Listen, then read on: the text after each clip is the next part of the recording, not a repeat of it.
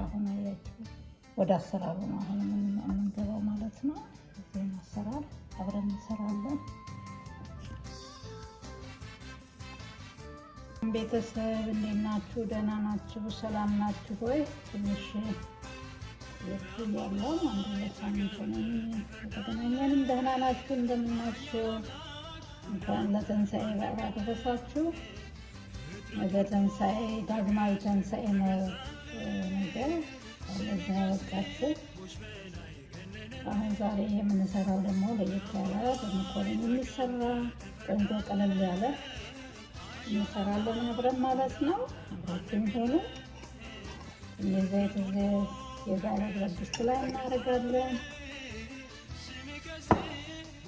እንትን ብረት ድስታችን ከጋለ በኋላ ትንሽ ሽንኩርት አለን። እዚህ ጋር ያዘጋጀው ሽንኩርት አለን።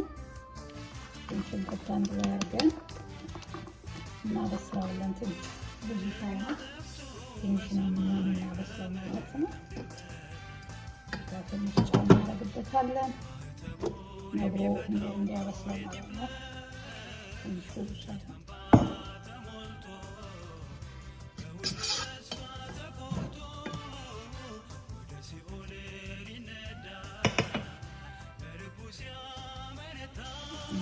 ሽንኩርታችን እየበሰለ ነው።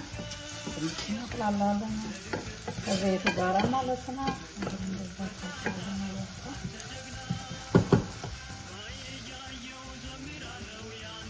ያዘጋጀው ቲማቲም አለኝ።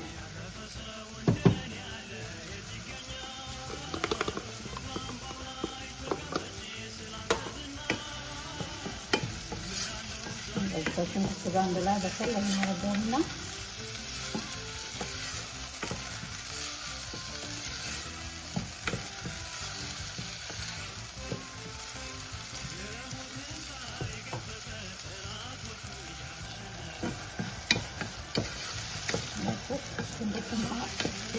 አንድ ላይ እናበስላለን ማለት ነው።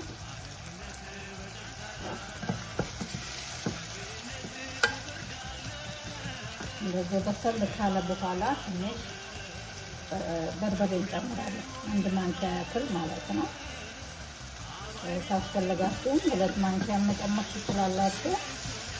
እኔ ግን እንደ ስልስ አድርጌ ስለሆነ የምሰራው መኮረኒ ብዙ አላበዛም ማለት ነው። በርበሬ እናንተ ትንሽ እንጨምር ካላችሁ ጨምረው ይችላል። አያችሁ እንደዚህ ቆንጆ ይሆናል ማለት ነው። አማችሁት እዛ ትንሽ የኮረሪማ የተፈጨ ዱቄት አለኝ። እንደዚህ መጠን አድርጌ ነው የምጨምረው። እዚህ ጋር ነጭ ሽንኩርት አለኝ።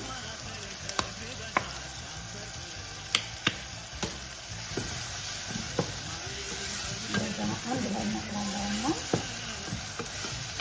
በዚህ መጠን ቆንጆ አድርጋችሁ ከሰራችሁ በጣም ቆንጆ መኮረኒ ነው የምትበሉት። በደንብ አድርጋችሁ የፈላ ውሃ ያዘጋጀሁት አለ።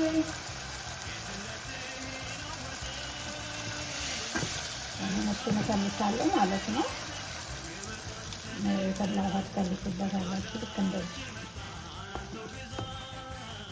ሁሉን አመጣጥኜ ከጨመርኩት በኋላ የፈላው ማረግና ከዛ መኮረኒ አለኝ። ይሄን መኮረኒ አብሬ ነው የማደርገው። አላጠነፍም፣ አልቀቅልም። እንደዚህ አብሬ በስልሱ በደንብ አድርጌ አበስልና በቃ ቆንጆ ይሆናል ማለት ነው። አብራችሁ ተከታተሉ እስከ መጨረሻው ድረስ አብረን እንበላለን። እንዴት እንደመሰለ እንዴት እንደሚያምር በጣም በጣም አሪፍ ነው።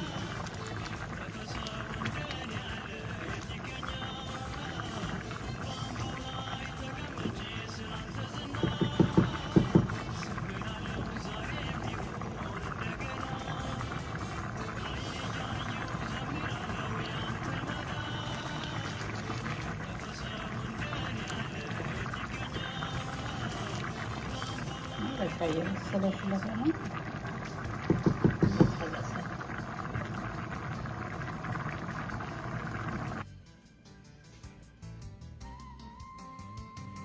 እንዳያችሁት ደንባኮ የተሰራ ነው። ሞክሩ በቤታችሁ እየሰራችሁ። ትፈርዳለህ ኃያል አምላክ እንዳንተ ማንም የለም። ፍጥረት ወድቆ ከእግርህ ስር ተገዛልህ